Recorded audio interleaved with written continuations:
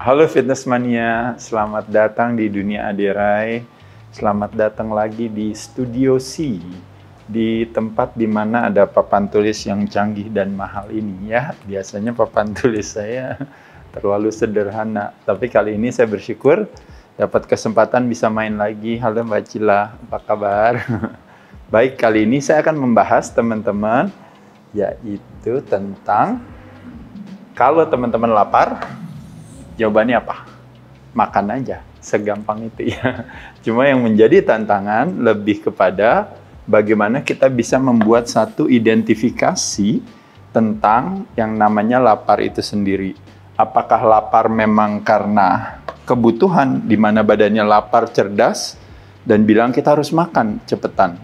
Atau lapar karena ternyata kecenderungannya adalah memang karena sebuah kebiasaan yang kita lakukan, sehingga akhirnya makanya kenapa teman-teman berat badannya jadi pada naik semua gitu ya. Ya itu biasanya disebabkan karena apa? Banyak hal ini mungkin yang saya jadikan sebagai mungkin lebih kepada kadang-kadang alasan cerdas kita. Kalau ditanya kenapa saya makan ya. Satu, biasanya ketika kita bangun cenderung pasti di kepala kita langsung pikirannya udah maunya makan gitu. Karena kebiasaannya. Jadi ini adalah sebuah habit atau kebiasaan yang memang sudah sering kita lakukan. Jadi pas bangun maunya makan. Udah itu kita juga punya terminologi dalam hal kapan waktu kita makan. Mulai dari tadi bangun, melek kita makan. Terus di antara makan pagi dan makan siang, makanya disebut namanya brunch. Breakfast dan lunch kita makan. Lalu lunch udah pasti kita makan. Lalu kita juga nggak mau kalah sama orang Inggris. Kita juga ada namanya high tea alias ngopi-ngopi sama teman-teman di sore hari. Selain itu juga nanti jam 7 kita makan juga dinner. Dan sebelum kita tidur, kita juga punya namanya supper, yaitu adalah nanti makan. Jadi udah habis makan di satu tempat, nanti sama teman-teman ngumpul lagi, ngopi lagi, makan lagi terakhirnya. Gitu sampai di sekitar jam 10, jam 11 ke atas. Jadi teman-teman bisa dilihat di sini, ini berbagai alasan cerdas yang akhirnya kenapa kita jadi makannya kebanyakan. Ya lanjut lagi yang lain juga, kadang-kadang juga adalah tanpa kita sadari kulkas kita tuh kadang-kadang penuh dengan berbagai cadangan makanan gitu ya, yang memungkinkan kita untuk jadi mudah jadi kepengen jadi makan karena ngelihat apa yang ada di kulkas.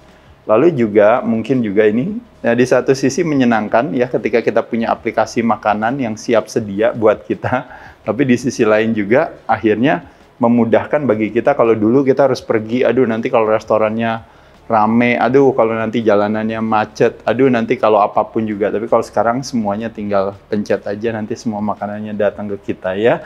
Nah jadi ini yang jadi satu tantangan juga. Selain itu juga ini nanti yang akan saya bahas, yaitu adalah ketika kita di mana-mana, kita selalu ada makanan yang tersedia, yang memungkinkan kita untuk akhirnya otomatis jadi perasaannya lapar terus mau makan. Selain itu juga kita paling senang ya, kalau istilahnya orang bilang ya, jadi kenapa kamu miskin katanya? Iya masalahnya di depan rumah saya katanya ada mall, ada shopping center gitu, ada toko-toko dan sebagainya. Makanya saya miskin. Orang bilang kok miskin, apa hubungannya? Kecerdasan kita akan keuangan tinggi, kita nggak akan pernah bisa bilang gitu karena orang lain bilang nggak nyambung. Nggak nyambung antara uang saya habis dengan di depan saya ada mall, itu nggak nyambung. Karena kecerdasan kita akan keuangan yang tinggi, tapi kecerdasan kita akan kesehatan yang jongkok. Gitu.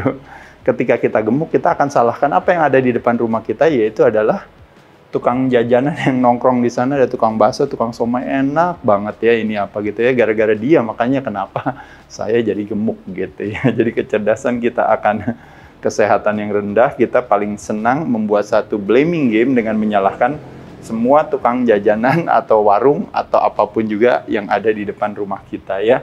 Selain itu juga kita kadang-kadang sering saya harus makan karena kita ini murid daripada sebuah antisipasi, seolah-olah kita selalu berusaha untuk waspada. Jangan sampai nanti kalau saya sibuk nanti saya telat makan, jadi saya kelaparan. Oleh sebab itu makanya sekarang saya makannya yang banyak gitu ya. Jadi membuat satu konsep seolah-olah menjadi garansi saya harus makan banyak supaya nanti kalau nanti takut kelaparan gitu ya. Dan yang penyebab yang lainnya lagi adalah yaitu teman-teman bosen, teman-teman stres, teman-teman depres. larinya ke makanan gitu ya. Jadi teman-teman hati-hati di sini. Apakah kita benar-benar bisa membuat satu identifikasi kalau saya lapar karena kebutuhan atau saya lapar karena memang ternyata habit saya yang membuat saya seolah-olah menjadi lapar. Saya buat satu penjelasan kepada teman-teman di sini. Ini hanya ingin menunjukkan kepada teman-teman betapa sebenarnya kalau teman-teman tahu ya, kalau kita lihat kebutuhan kita untuk makan itu tuh sebenarnya tidak sebegitu harus makan seperti itu tadi ya, harus banyak. Jadi waktu kita makan tentu kita mengalami ada yang namanya taste buds kita atau punya rasa di makanan kita. Dari rasa makanan kita mengirim signal atau mengirim pesan kepada otak kita untuk kita bilang oh, oke, nikmat ya gitu. Ini cara kerjanya kalau kita makan lalu rasanya kirim ke otak lalu otak bilang nikmat, enak gitu ya. Makanya kenapa kita makan. Nah, tapi konsep daripada makanan itu sendiri, kalau teman-teman tahu dalam sistem pencernaan itu, dia membutuhkan waktu yang sangat lama. Nah, tapi dengan waktu yang sangat lama ini sebenarnya hanya cukup dengan adanya tiba-tiba kita masukkan makanan, maka badan kita akan membuat satu kecerdasan sendiri untuk bilang bahwa glikogen itu adalah cadangan makanan yang ada banyaknya di liver dan juga di otot kita ya terutama, tapi kebanyakan di liver adalah lebih kepada dibilang kalau seandainya makanan sudah masuk, maka kita sudah boleh menggunakan cadangan makanan kita untuk kita pecah. Jadi setiap kali kita makan sebenarnya kita bukan makan akhirnya oh habis makan saya merasa dapat tenaga dari makanan yang saya makan. Sebenarnya tenaganya datangnya bukan dari makanan yang kita makan, tapi tenaganya datang dari cadangan makanan yang sudah disiapkan oleh badan kita dari awalnya untuk ketika makanan datang, makanya menjadikan garansi untuk kita menggunakan cadangan makanan tersebut. Nah, setelah itu baru nanti dijadikan gula, baru nanti dijadikan energi. Nah, prosesnya teman-teman kalau kita lihat di sini, ini prosesnya adalah kurang lebih hampir 2-4 jam gitu. Jadi kalau ditanya dalam proses ini, teman-teman bisa lihat betapa sebenarnya badan kita itu begitu cerdas. Kalau dia seandainya setelah ini dia tidak dikasih makan, dia akan mencari keseimbangan sendiri untuk nanti dia bilang saya akan pakai apa? Saya akan pakai store food yang ada di makanan di badan saya, yaitu adalah di lemak. Ya, makanya kenapa salah satu pendekatannya adalah puasa itu akan menciptakan satu kecerdasan sendiri bagi badan untuk membuat satu yang namanya respon atau adaptasi secara fisiologis untuk membuat sebuah keseimbangan. Jadi sebenarnya ini hanya cuma mau saya bilang kepada teman-teman bahwa badan kita punya kecerdasan untuk kalaupun nggak dikasih makan, dia akan cari alternatif sumber energi lain. Gitu aja intinya ya. Kita lanjut lagi teman-teman sekalian. Nah, jadi apa yang bisa kita lakukan? Ini berbagai solusinya teman-teman sekalian ya. Yang pertama tentu kalau teman-teman kita lihat kecenderungan kita makan kalau kita buat satu identifikasi. Lebih sering makan makanan yang olahan, packaging kemasan yang datangnya dari kaleng, dari kardus, dari kotak, ataukah kita makan makanan yang sifatnya alami, yang bisa kita petik, yang bisa kita gali, yang kita bisa pancing, dan sebagainya ya. Nah, kalau yang alami biasanya, tentunya kecenderungannya adalah biasanya selain daripada kebaikan misalnya vitaminnya, mineralnya, lemak esensialnya, lalu asam amino esensialnya itu lebih tinggi gitu dibandingkan dengan yang olahan. Tapi di sisi lain juga kalau kita mengkonsumsikan makanan yang sifatnya alami itu biasanya jauh lebih mengenyangkan dan jumlahnya juga bisa lebih dikit. Contoh misalnya ketika kita mengkonsumsikan contohnya misalnya buah-buahan gitu ya.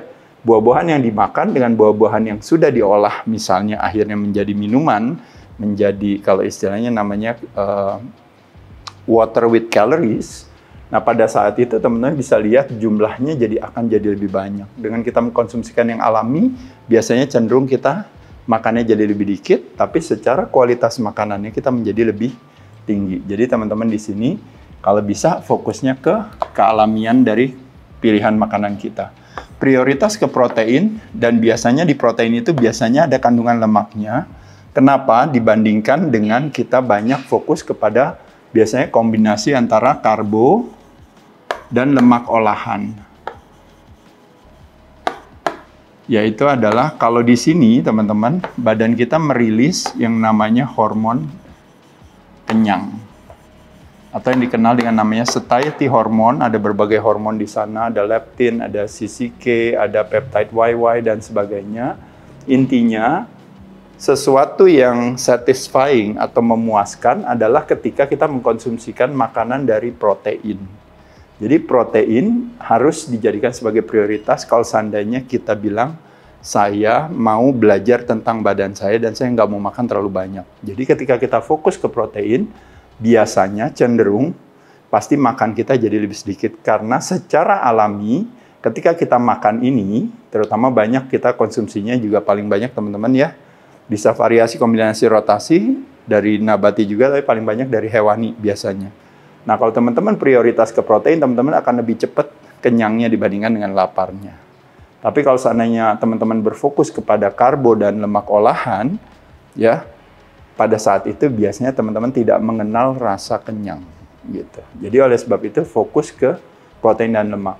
Ada satu penelitian juga yang mengatakan kenapa sih tiap kali kita makan karbo dan lemak itu cenderung kita nggak pernah puas gitu. Bukan lemaknya maksudnya dalam arti yang jelek ya teman-teman ya. Karena lemak sendiri dia rilis satiety hormone sebenarnya. Ini yang bagus ya maksudnya. Tapi anggap aja kita ngomonginnya karbo lah secara umum. Biasanya lemak jelek ikutan aja di sana ya, kayak vegetable seeds oil, kayak lain-lainnya. Tapi poin saya adalah di sini, biasanya katanya kenapa kita makannya terlalu banyak? Karena badannya tidak memenuhi kebutuhan threshold si protein yang dibutuhkan oleh tubuh. Jadi selama kebutuhan protein itu belum terpenuhi, makanya kenapa kita mau terus makan. Tapi ketika proteinnya terpenuhi, nah terpenuhinya berapa? Biasanya di kisaran antara 20-30 gram per mil. Kalau leucine threshold-nya 2,5 gram itu kalau kita ngomong sebagai anabolic signal ya, kalau kita berbicara teman-teman anak fitness mania kepengen dapat garansi, oh saya biar meal saya ini berkualitas untuk otot saya ceritanya gitu ya. Tapi kurang lebih di kisaran antara 20-30 gram kandungan protein per mealnya. Nah ketika tidak terpenuhi ini makanya kenapa kita makannya jadi banyak. Itu aja ya. Selanjutnya teman-teman, nah ini yang paling populer yang saya sudah sering katakan juga di strategi fat loss saya, yaitu adalah kontrol karbohidrat terutama otomatis insulinnya gitu ya. Problemnya adalah apa kalau saya ngomongin insulin? Karena permasalahan insulin adalah gula darah kita bisa standar, tapi production insulin terus meningkat. Makanya kenapa terjadi yang namanya resistensi insulin dari sel. Sel tidak sensitif lagi terhadap insulin karena production of insulinnya tambah lama tambah tinggi karena kita makan karbonya banyak. Tapi secara average glukosnya kita tidak terlihat terjadi peningkatan. Nah, jadi oleh sebab itu sumber karbohidrat yang kita makan dan juga jumlahnya harus kita kontrol, ya. Jadi teman-teman sekalian, sumbernya apa yang paling bagus? Yang paling bagus adalah kalau bisa yang banyak seratnya, fibrous carbohydrate, bisa dari sayur-sayuran dan buah-buahan. Cuma yang jadi tantangan dari buah-buahan adalah fruktosanya. Nah, jadi oleh sebab itu pilih jenis buah yang kadar gulanya rendah tapi seratnya tinggi. Ya, mungkin lebih kepada ke sana. Jumlahnya dibatasi. Lanjut lagi strateginya supaya biar kita nggak gampang lapar, yaitu adalah tentunya adalah berfokus kepada puasa. Kenapa? Karena dengan puasa, teman-teman bisa lihat gula darah kita akan stabil. Ini juga berhubungan dengan nantinya, kalau teman-teman tahu, makanya kenapa kita sering mengalami yang namanya respon secara hormonal. Jadi kalau kita kepengen makan lagi itu bukan karena personalita kita bilang, ya saya ini orangnya emang senang makan dan sebagainya. Tapi lebih kepada karena yang terjadi adalah ketika terjadi fluktuasi gula darah, nah pada saat kita ada di dalam posisi turun di bawah sini gitu ya, sedangkan gula darah kita di sini yang normal, terjadi penurunan yang drastis ke bawah, gara-gara insulin tentunya ya, karena kita konsumsi karbonya terlalu tinggi. Nah, terjadinya kenaikan dan penurunan inilah yang membuat seolah-olah kita jadi kepengen makan terus gitu. Tapi ketika kita berpuasa, gula darah kita cenderung dia diem di sini. Nah, makanya kenapa roller coaster energy versus stable energy. Kita akan fokusnya ke stable energy kalau kita puasa. Dengan kita berpuasa juga, kita juga meningkatkan kemampuan kita untuk punya tingkat sensitivitas yang lebih tinggi terhadap apa? Terhadap si lapar dan terhadap si kenyang. Jadi kita bisa bilang, oh ya udah kenyang cukup. Oh iya, saya masih lapar. Nah, jadi untuk menentukan lapar dan kenyang itu biasanya kita harus bisa paham dengan badan kita. Makanya kenapa teman-teman kadang-kadang ya, kalau sebagian dari teman-teman pernah belajar yang namanya meditasi gitu ya. Ketika kita diajarkan konsep meditasi, kita pasti diajarin sebelum meditasi kita disuruh apa? Disuruh puasa.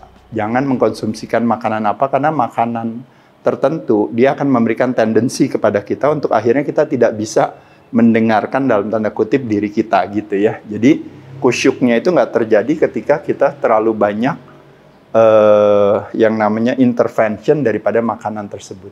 Dengan kita melakukan puasa, kita punya kesempatan untuk punya kemampuan meningkatkan sensitivitas kita terhadap si grelin dan si leptin tersebut. Selanjutnya yaitu adalah teman-teman hati-hati juga dengan opsi cara pandang yang melemahkan hati ya. Makanya kenapa ketika kita stres, terutama yang emotional stress, terutama yang tidak by design, maka otomatis ketika terjadi kehadiran kortisol, otomatis relate-nya nanti ke kenaikan gula darah, otomatis hubungannya nanti ke body fat juga. Gitu. Atau biasanya teman-teman lari dari stres, salah satunya kadang-kadang orang bisa ke smoking, bisa ke drinking, bisa ke drugging. Tapi teman-teman juga paling banyak larinya selain ke cewek, ke shopping, paling banyak adalah teman-teman ke fooding. Ya, jadi ini salah satu juga yang teman-teman mesti jaga di sini ya, gitu ya. Saya paling nggak senang sebenarnya dengan konsep bagaimana memanage stres gitu ya. Karena pada dasarnya sebenarnya there is no stress in the world, it's only people who has a stressful thoughts. Ini cuma salah paham ketika kita tidak bisa menggunakan pikiran kita, tapi pikiran kita yang terpaksa menggunakan kita karena kita salah paham tadi gitu ya. Jadi poin saya bukannya stresnya di manage atau apa, tapi lebih kepada kita berusaha untuk punya opsi cara pandang yang lebih menguatkan hati, sehingga kitanya lebih sadar, nggak akhirnya nanti mabok dengan berlari ke makanan ya. Dan terakhir teman-teman sekalian, yuk kita create sebuah sistem yang baik gitu untuk menjauhkan kita dari jadi kepengen makan gitu. Gimana caranya? Nah ini salah satunya ya. Bukannya salah ya, sekarang ini kan promo-promo kuliner dan sebagainya menyenangkan. Tapi memang kalau pas kita lagi mau turun berat badan ini apa, boleh kita mulai mengurangi berbagai hal yang kita hobinya senangnya ngelihat, yang relate kepada makanan, bikin makanan, tempat destinasi makanan dan sebagainya, boleh sedikit diminimalisasi dulu sementara gitu ya. Karena dengan terekspos seperti itu, otomatis teman-teman pasti bawaannya kepengen terus makan ya. Jadi bukan salah ininya, tapi lebih kepada kita punya kemampuan mengontrol untuk itu. Kedua, yang tadi dikatakan adalah lebih kepada kita membuat sistem di rumah, ketika di kamar, kadang di tempat kita kerja, kadang di kantor, kadang di sekolah, lalu kadang di living room, atau di dalam kulkas tadi saya katakan, atau kadang-kadang pada saat kita nonton TV, di mobil dan sebagainya, semua kadang-kadang kita selalu tersedia makanan yang dengan mudah akhirnya kita makan. Yang nggak mau kita makan juga, begitu kita ngelihat pasti kita kepengen makan. Oleh sebab itu diminimalisasi juga ya. Bukan berarti nggak boleh juga teman-teman ya. Tapi kadang-kadang ketika itu terlalu available, terlalu tersedia, akhirnya memudahkan kita. Dan terakhir, lebih kepada mindset aja sih teman-teman ya.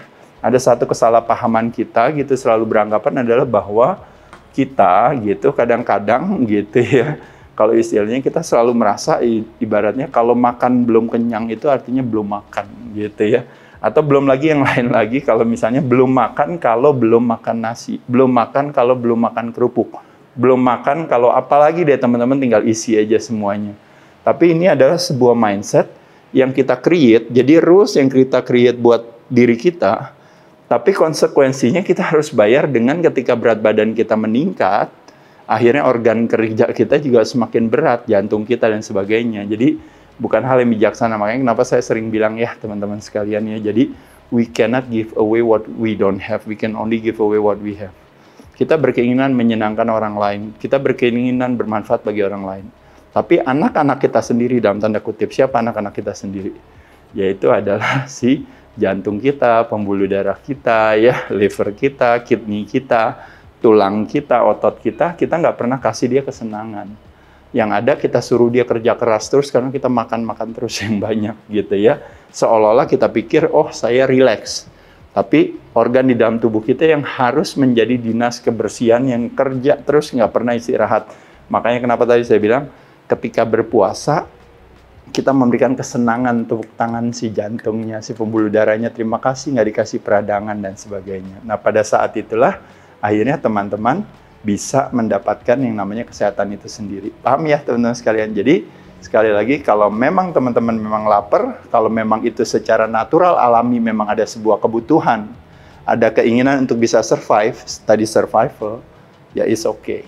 Tapi kecenderungan yang terjadi kalau kita membuat satu investigasi kepada perilaku kita, kita akan bisa tahu bahwa ternyata sesungguhnya iya ya, kita tuh ternyata nggak lapar-lapar banget gitu. Hanya lebih kepada kita salah meng-create sebuah sistem yang justru malah mendekatkan kita pada kegemukan dan tadi ya, kelaparan yang terpenuhi dibandingkan dengan seandainya kita meng-create satu sistem yang justru nanti akan mendekatkan kita pada sehat. Teman-teman, terima kasih. Mudah-mudahan boleh di-share materi ini, semoga bermanfaat, dan juga silahkan berkomentar atau mungkin punya pengalaman-pengalaman yang bisa di-share, dibagikan kepada teman-teman yang lainnya. Jadi pas baca komennya, teman-teman bisa saling belajar. Saya ucapkan terima kasih. Dadah.